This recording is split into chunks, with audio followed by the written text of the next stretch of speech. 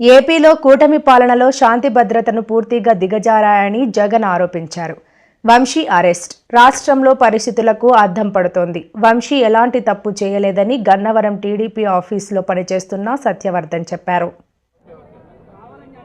ప్రజాస్వామ్యం నిజంగా ఏ స్థాయికి దిగజారిపోయింది అనంటే నిన్న కూడా చూసాం. పిడుగురాళ్లలో మున్సిపాలిటీకి సంబంధించి అక్కడ జరిగిన మున్సిపల్ వైస్ చైర్మన్ ఎన్నుకునే ఎన్నిక పిడుగురాళ్లలో 33 మంది ఉంటే కార్పొరేటర్లు 33 మంది వైసీపీనే గెలిచింది. మరి తెలుగుదేశం పార్టీ కార్పొరేటర్ కనీసం ఒక్కడు కూడా లేకపోతే తెలుగుదేశం పార్టీ ఏకంగా పిడుగురాళ్ల వైస్ ప్రెసిడెన్సీ సీటు ఒక్క సభ్యుడు కూడా లేని ఆ సీటును వీళ్ళు సిగ్గు లేకుండా మేమే గెలుచుకున్నాము అని చెప్పుకుంటా ఉన్నారు అని అంటే నిజంగా పోలీసులు అనేవాళ్ళు చంద్రబాబు నాయుడు గారి హయాంలో ఏ స్థాయికి దిగజారిపోయి ప్రజాస్వామ్యాన్ని కూనీ చేస్తూ ఉన్నారని చెప్పడానికి నిదర్శనం. తిరుపతిలో 49 సీట్లకు 48 సీట్లు వైసీపీ గెలిచింది. తెలుగుదేశం పార్టీ గెలిచింది కేవలం ఒకే ఒక్క స్థానం.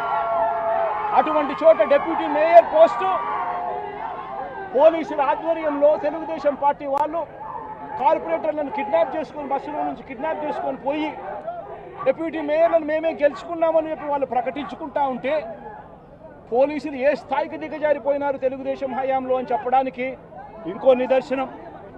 తుని నియోజకవర్గంలో 30 కార్పొరేటర్ల స్థానాలు 30కి 30 వైసీపీ గెలిచింది.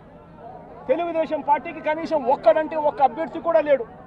మళ్ళీ అలాంటి చోట ఎన్నికలు జరిగితే అలాంటి చోట వైస్ ప్రెసిడెన్సీని వైస్ని ఎన్నుకునే ఎన్నిక వైస్ చైర్మన్ ఎన్నుకునే ఎన్నిక జరిగితే వైసీపీకి ఎలాగో వైసీపీ వాళ్ళను దౌర్జన్యం చేసి తీసుకునే పరిస్థితి లేకపోయేసరికి తెలుగుదేశం పార్టీ వాళ్ళు ఎన్నికనే పోస్ట్ పోన్ చేశారు. అంటే వీళ్ళకి అనుకూలమైన వాతావరణం వచ్చేదాకా ఎన్నికలు జరపరు. కోర్టు పర్యవేక్షణలో ఉన్న కేసులకు సంబంధించిన పరిస్థితులు ఇవి. పాలకొండలో కూడా అంతే. వైసీపీకి అందులో 17 ఉంటే తెలుగుదేశం పార్టీకి కేవలం 3.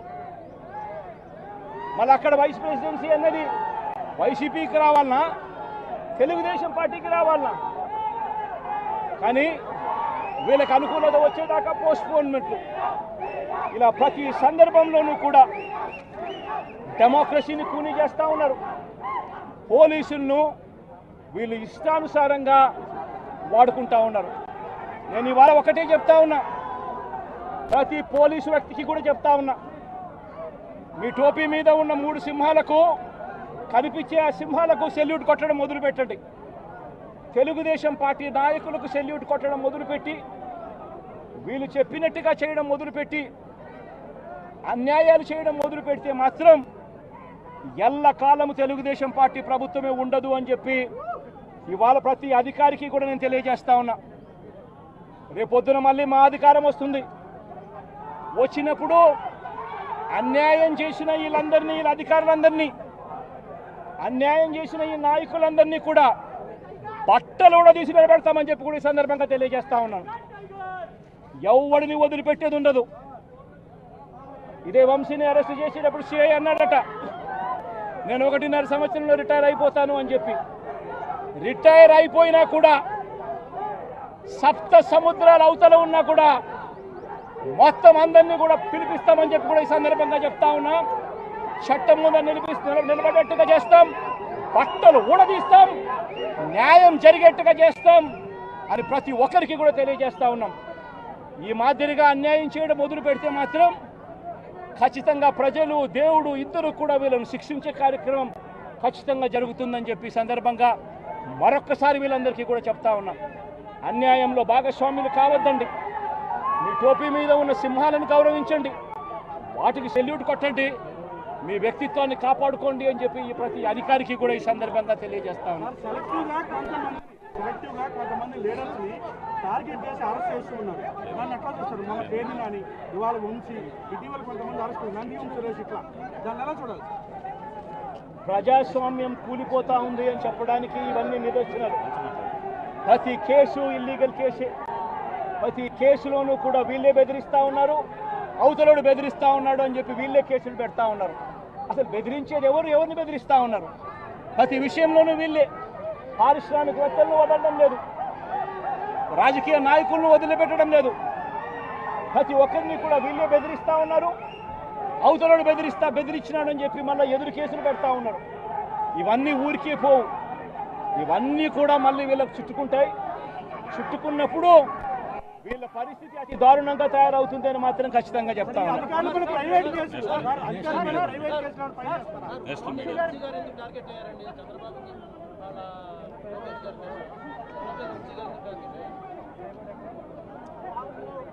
వంశీని ఎందుకు టార్గెట్ చేస్తా ఉన్నారు అనేది చంద్రబాబు నాయుడు గారికి వంశీని చూస్తే తన సామాజిక వర్గం నుంచి ఒక వ్యక్తి ఎదుగుతున్నాడు, చంద్రబాబు నాయుడు గారి కన్నా గ్లామరస్గా ఉన్నాడు, లోకేష్ గారి కన్నా గ్లామరస్గా ఉన్నాడు, ఒక మనిషి ఎదుగుతున్నాడు అని అంటే తట్టుకోలేడు తన సామాజిక వర్గంలోనే. అందుకనే కొడాలని నేను చూసినా ఆ మనిషికి జీర్ణించుకోలేని ఆక్రోశము, వంశీని చూసినా కూడా జీర్ణించుకోలేని ఆక్రోశము. ఎందుకంటే